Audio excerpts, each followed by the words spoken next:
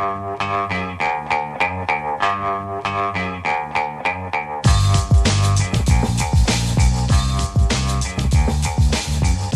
the Brian Lehrer Show on WNYC. Good morning again, everyone. Now we continue our WNYC Centennial Series, 100 Years of 100 Things. Thing number 30 today for this Columbus Day / Indigenous Peoples Day and Thanksgiving Day season. It's 100 years of fighting for Indigenous people's stories to be told and recognized in the United States. Fall is the season with Columbus Day / Indigenous Peoples Day and Thanksgiving, when teachers have to figure out how to teach the history in probably very different ways when they were kids and students, certainly different from 100 years ago. For example, I'll bet most of you didn't know that it was exactly 100 years ago, 1924, that Congress passed the Indian Citizen Act of 1924 that declared all Native Americans born on U.S. soil to be United States citizens. Imagine that. It took until 1924 for the settlers and the descendants of the settlers who took all the Native people's lands to say they could all be citizens of the country that was established over them. And ironically, according to the Smithsonian Institution's National Museum of the American Indian, it was right about the same time, late 1920s, that colleges and universities started to name their mascots for Indians, quote unquote, or Native-related symbols. Meanwhile, Columbus might have sailed the ocean blue in 1492, but it wasn't until 1934 that Congress and President Franklin Roosevelt made Columbus Day a national holiday. It's not like it was in the Declaration of Independence or something. As a history on CNN tells it, as waves of Italian immigrants arrived in the U.S. in the late 19th and early 20th centuries, they faced prejudice and discrimination. To combat negative perceptions, a group of Italian-American elites took up the cause of Columbus Day, arguing that the contributions of Italian immigrants had helped make America the nation it was. The movement to, so that was from CNN, the movement to reclaim Columbus Day as Indigenous Peoples Day began in the 1970s, and again from that CNN history page, at a 1977 United Nations conference in Geneva, Indigenous delegates from around the world resolved to observe October 12th, the day of so-called discovery of America, as an international day of solidarity with the indigenous peoples of the Americas. Then South Dakota became the first to officially celebrate that day at the state level, calling it Native American Day in 1990. The city of Berkeley, California, embraced Indigenous Peoples Day in 1992 as a protest of the 500th anniversary of Columbus's arrival. And as many of you know, or perhaps don't know, it wasn't until 2021 that President Biden issued a White House proclamation on Indigenous Peoples Day. The Biden White House recognized both Indigenous Peoples Day and Columbus Day. They do recognize both today as well. The New York City public school system, as another example of dual observances, has taken Columbus's name out of its designation, but describes today as Indigenous Peoples Day / Italian Heritage Day. In a minute, we'll invite teachers from any school system, since the schools are closed today, you can call in, to call and describe how you teach this holiday and Thanksgiving too. There's also a bill in Congress that would establish Indigenous Peoples Day as an actual national holiday. Smithsonian Magazine says it currently has 56 sponsors in the House of Representatives. With us now, Irene Kearns, Digital Program Manager for Native Knowledge 360 at the Smithsonian Institution's National Museum of the American Indian. They describe Native Knowledge 360 as the museum's national initiative to inspire and promote improvement of teaching and learning about the subject. Irene, thanks so much for coming on with us today. Welcome to WNYC. Open Tosh, thank you for having me. I loved your description and the history of today. Thank you. Would you like to introduce yourself to our listeners a little bit to start out? What's your particular Indigenous background, if you have one, and you can tell us more, if you'd like, about Native Knowledge 360, for which you're the Digital Program Manager. Sure, thank you. I'm Irene Kearns. I'm a citizen of the Federated Indians of Great and Rancheria. My ancestors are Coast Miwok and Southern Pomo, and our Indigenous homelands are what is now known as Sonoma and Marin County in Northern California. I'm a over 20-year long veteran in education. I was in the classroom for many years, and most recently have started working at the National Museum of the American Indians Education Initiative, NK360, where we create materials and resources to transform the teaching and learning about Native Americans. Our hope is to reinsert Indigenous perspectives and narratives into the history books, as many of us have learned in our younger years that we were largely absent in textbooks, and particularly post 1900, which ironically enough is when all of this started to happen that you described with the Indian Citizenship Act. So yeah, this is my dream job. I started as a youngster in California, not being taught the histories and the stories of my ancestors with a very whitewashed perspective on, for example, the gold rush and missions. And then as an educator, just given the materials that we were asked to use, I knew that there were narratives missing, not just of Indigenous people, but many minority groups. So I'm very happy to be here and share this wonderful work. Our team, we have a staff of writers who are all former educators and teachers, and wonderful educators in their own right. And we have also on the other side a professional development team who does extraordinary work in bringing these materials to teachers across the country. That's great. And listeners, we can take some phone calls, oral history calls, as we often do on these 100 Years of 100 Things segments. Today, 100 years of Indigenous Americans fighting to have their history and their stories told. For this Columbus Day / Indigenous Peoples Day and Thanksgiving season as well, 212-433-WNYC. First priority will go to two groups of you. Any Indigenous identified people listening right now? We had one call in last hour on our politics segment. Any of you right there right now want to call in on this? What about Indigenous history or even your own personal family's history would you like to call up and say out loud? 212-433-WNYC. Talk about a particular piece of history that you would like other people to know. It's not just about the idea of telling Indigenous people's stories. We want to hear your Indigenous people's stories or identify specific things in history, even if they're not personal to you. 212-433-9692. Also, very much interested in having teachers call in on this school holiday and talk about how your teaching of Indigenous Peoples Day or Indigenous history at all has developed over time. Teachers, this would be so educational for everyone else. In fact, you can compare how you were taught about Indigenous history, if at all, when you were growing up, and how you teach it today in elementary school or middle school or high school. I'm sure it's so different. 212-433-9692. And you too, teachers, can mention any specific aspect of Indigenous history that you like to teach, not just the fact of this holiday, but something from the actual content. What's one thing about Indigenous history that you like to teach? 212-433-WNYC, 433-9692, with Irene Kearns from the Smithsonian's National Museum of the American Indian. So let's talk about 100 years and more of history. Can we start with that Indian Citizen Act of 1924, exactly 100 years ago?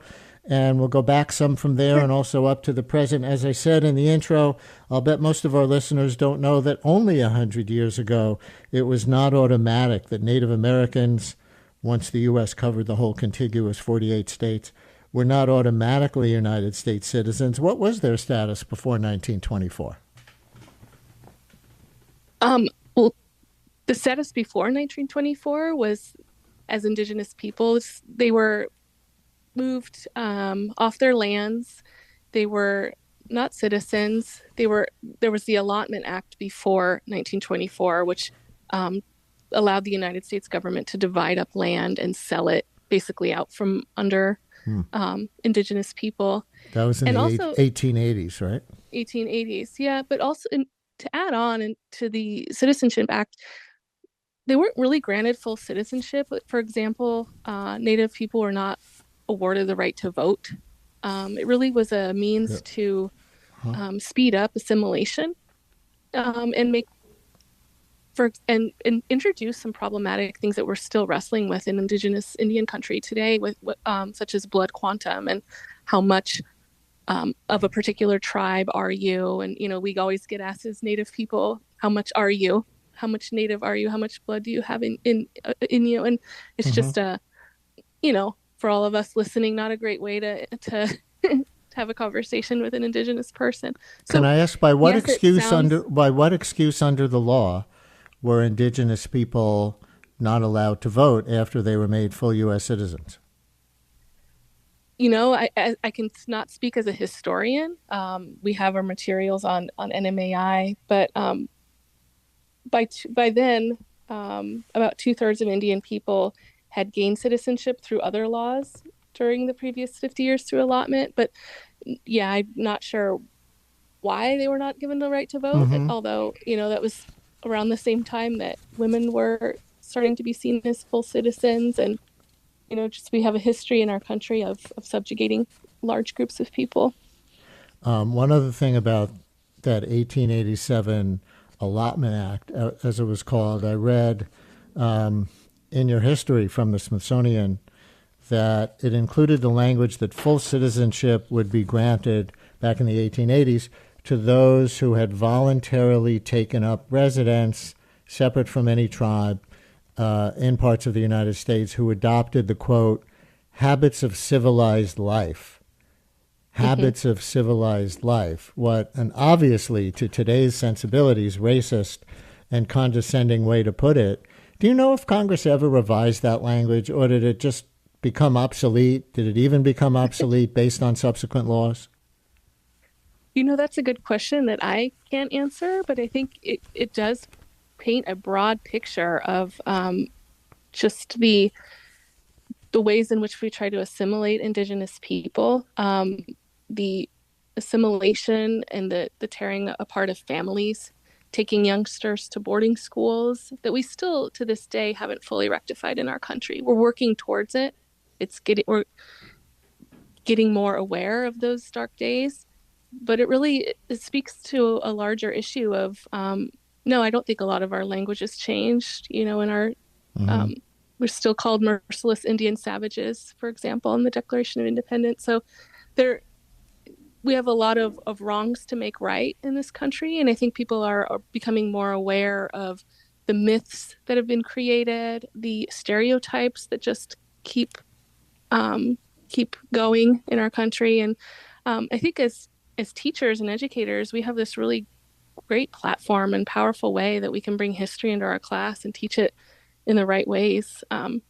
So this is why we've created our materials for teachers to go. If you don't know where to begin, you can always start at NK360 and NMAI and find At these the materials to start with. Smithsonian Museum's web pages.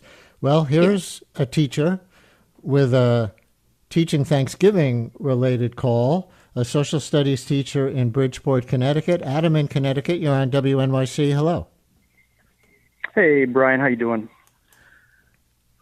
So one thing I realized is that students come to the classroom with a happy image of the Thanksgiving meal, which is kind of like contrary to how it was. So what I try to teach is, I think what people call today the myth of Thanksgiving. We had two groups who were kind of terrified in dire straits. The natives, who had suffered 90% population death since contact, and then the pilgrims, who had lost about 50% of their population since coming over. These were two terrified groups in desperate need of one another. And the Thanksgiving meal was not this happy, cheery kind of thing per se, from my understanding, but was really two groups who needed to come together in order to survive. Adam, thank you very much. Does that comport with the way that on your Knowledge 360 site you would have Thanksgiving framed, or what would you add? Yeah, absolutely. We have a newly launched resource actually about Thanksgiving. it's the first Thanksgiving. How can we tell a better story? And it really does speak to that. It wasn't just some happy meal and um, move along. It was a devastating. It was at the end of a devastating few hundred years of first contact. The Wampanoag people um, were trying to survive, and so in our materials we do speak to that. There's a component of how has this myth been created in our classrooms and in our culture, and how can we unpack that myth, and how can we tell a better story? How can we, with the knowledge that we've been given, rewrite this story, this history? So I think that that's a really great way to teach, to approach the Thanksgiving. And also our materials are created with collaboration of the peoples who we are talking about. So for example, the Wampanoag helped us create this resource. So that's a really good place to start. Adam, thank you for that. Let's take another call. Rocio in Queens, you're on WNYC. Hi, Rocio. Good morning. I am the Chief Executive Officer of International Native Tradition Interchange. It is now 532 years since the invasion of Columbus to our continent. And I am Indigenous from Colombia. And it is important to teach the children the importance of the profound relationship that exists between humanity and nature. This is key to rescuing our future, and also to revise what is happening with the scientific and technological community and the way it is just uncontrolled totally. We are faced with AI and a future that has nothing to do with the original instructions that were given to us by Creator, the way we are to live on Mother Earth. That is what I wanted to say. Also, I wanted to mention something interesting about the census of the United States, which now actually has a box that we can check off as Indigenous of the Americas, because Indigenous peoples are not just the American Indian of the United States, but we are all over the continent. From Alaska to Tierra del Fuego, you find Indigenous peoples. Rocio, thank you very much for your call. Is that an important part, or a part that you're aware of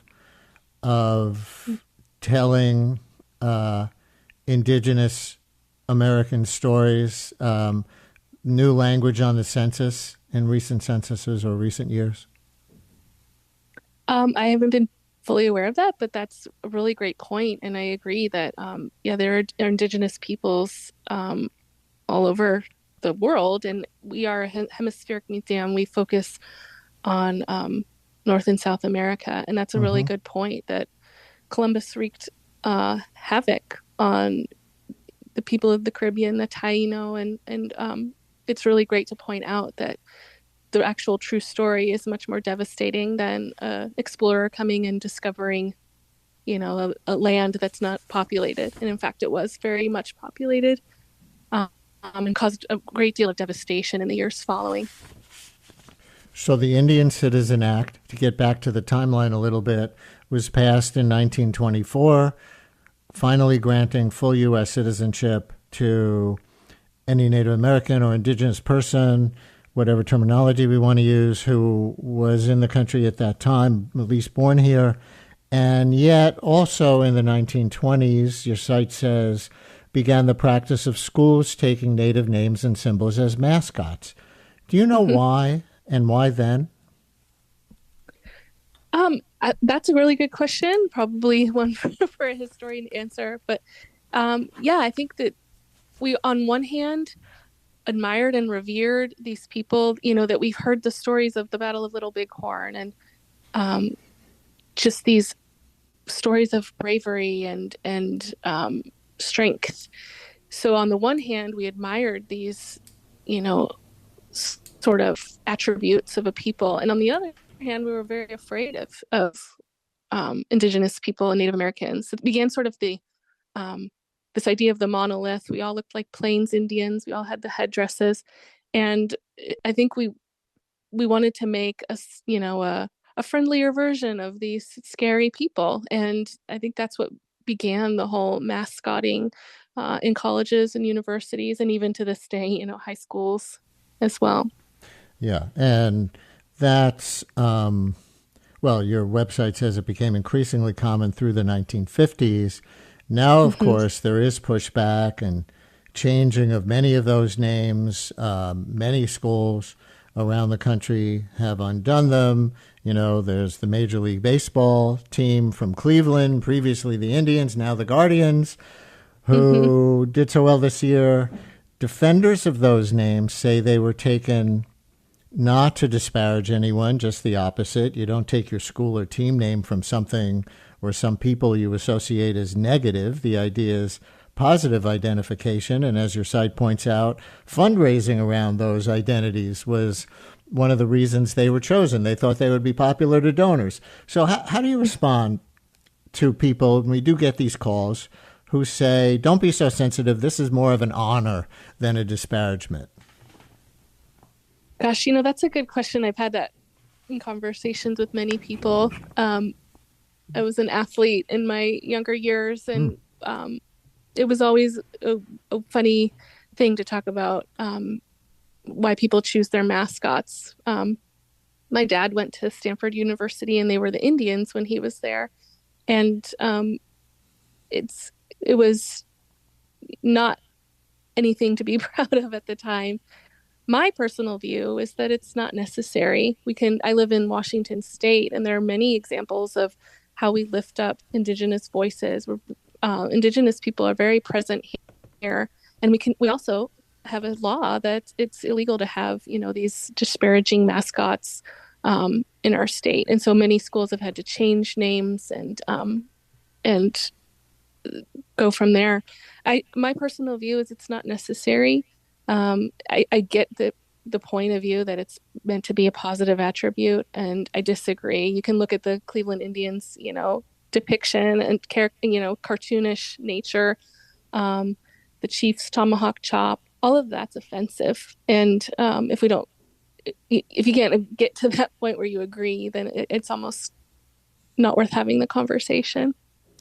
Miriam in Brooklyn is a teacher who has taught that Allotment Act and the concept of allotment, which a lot of our listeners probably have never even heard before or encountered before in their own education. So Miriam in Brooklyn, hi, you're on WNYC. What do you teach? Hi, I teach 3rd and 4th grade at a public elementary school in the East Village. And last year we, as far as I teach a lot more about Native American people than the Allotment Act, but as I was trying to explain to my students this concept of land that tribes had owned in common being divvied up into these individual parcels, at first I think that sounded appealing to them, like, oh, I would get my own place if I were in that situation. And so I set up our classroom, which we share, and we all have free movement around, and we can all go get what we need and go the places where we need to go. I put tape on the floor to divide it into like a separate little section for each student and put them in their spot and explain that that's where they had to stay. That was their spot. If they needed something that wasn't in that spot, then kind of good luck trying to get it from somebody else whose spot it was in. And that really made them more able to think about it in a new way, that taking shared property and dividing it up isn't necessarily beneficial. Good teacher, doing a little performance art there with your kids to get that historical lesson across.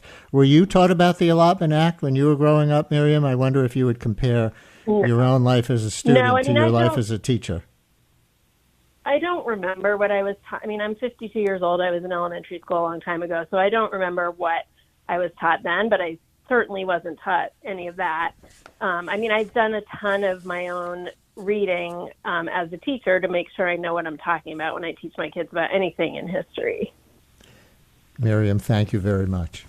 Let's talk about Indigenous Peoples Day / Columbus Day / Italian Heritage Day before we go. Do you think, Irene, that it's necessary to abolish Columbus Day or dissociate these holidays in order to fully embrace the importance of teaching Native history as part of American history? I think it's very important to point out and clarify why they're so intertwined. I think that's what's missing from the narrative. Why can't Italians' Heritage Day be a different day than Indigenous Peoples' Day? And the reason is that somebody decided in the 1930s to create this Columbus Day, honoring this person that created so much havoc, and then it became wait, no, this is our day. Look at all the damage Christopher Columbus did, and so then we became forever intertwined. So personally, speaking for myself, I do believe they should be separate. We have Indigenous Peoples Month as well in November, but I also would like to encourage everyone out there that's teaching K through 25 that this is Indigenous narratives need to be intertwined in all of your teaching, especially if you're teaching about historical events. So I think it's worth it separating us out. K through PhD. Can I add on one little addendum about a word I've been thinking about lately? I wonder if you have an opinion about the word nativist. I hear it applies so much to Donald Trump, right, by his critics when he rails against immigration and vilifies immigrants and everything.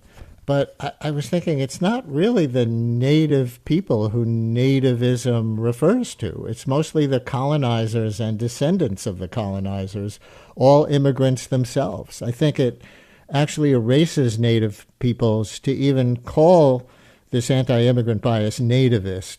Or am I splitting hairs at this point? Have you ever thought about that word in the context of your work? You don't want to step on any hot topics, but that's why I use the word Indigenous. And yes, I also come from immigrants. I'm Indigenous, but also Czechoslovakian and German and many other things. And so I think that argument against immigrants, I don't want to really delve into, but yes, there were definitely people here before, European contact, and we are still here despite the hundreds of years of havoc. We still are here. We resist. We persist. We are functioning members of our societies. We're doctors and lawyers and historians, and I think that's the important thing to take away, is that we're still here. Irene Kearns, Digital Program Manager for Native Knowledge 360 at the Smithsonian Institution's National Museum of the American Indian. They describe Native Knowledge 360 as the museum's national initiative to inspire and promote improvement of teaching and learning about the subject. Thank you so much for joining us today. We really, really appreciated this conversation and you talking with our listeners as well. Thank you. Kamalish. Have a great day.